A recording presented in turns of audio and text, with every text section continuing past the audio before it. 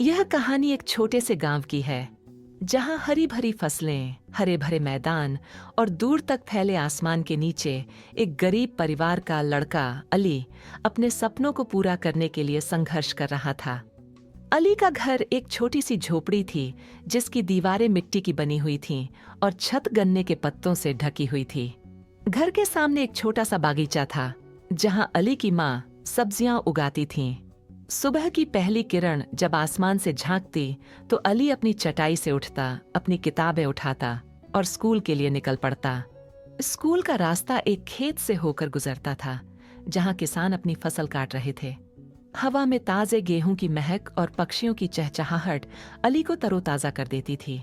School पहुंचकर वह अपनी कक्षा में बैठता जहां उसके शिक्षक पाठ पढ़ाते। अली की कक्षा में खिड़की से सूरज की रोशनी आ रही थी जिससे उसकी मेज पर रखी किताबें रोशन हो रही थीं। उन्होंने प्रत्येक पाठ को ध्यान से सुना और प्रत्येक प्रश्न का उत्तर देने के लिए अपना हाथ उठाया। एक दिन जब सभी छात्र स्कूल के मैदान में इकट्ठे हुए तो प्रिंसिपल ने घोषणा की कि एक राष्ट्रीय स्तर की परीक्षा आयोजित होने जा रही है। यह सुनकर अली ने अपनी किताबें और कॉपियां उठाईं और अपने घर वापस चला गया। वहां वह अपनी छोटी सी झोपड़ी के अंदर लालटेन की रोशनी में पढ़ाई करने लगा।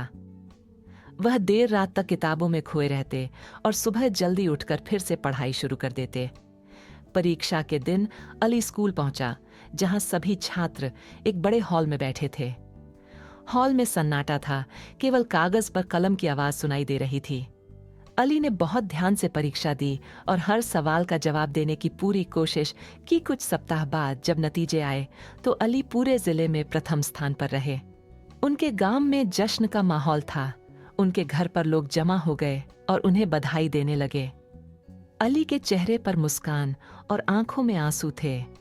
उसकी मेहनत रंग लाई और अब वह अपने सपनों को साकार करने के लिए तैयार था। अली की कहानी का यह दृश्य हमें याद दिलाता है कि सफलता की राह में बाधाएं आती हैं, लेकिन अगर हम अपने सपनों को हासिल करने के लिए कड़ी मेहनत करते हैं तो कोई भी मंजिल असंभव नहीं है। अली की सफलता न केवल उनकी अपनी सफलता थी बल्कि उनके गांव और परिवार के लिए एक उज्जवल भविष्य की शुरुआत भी थी।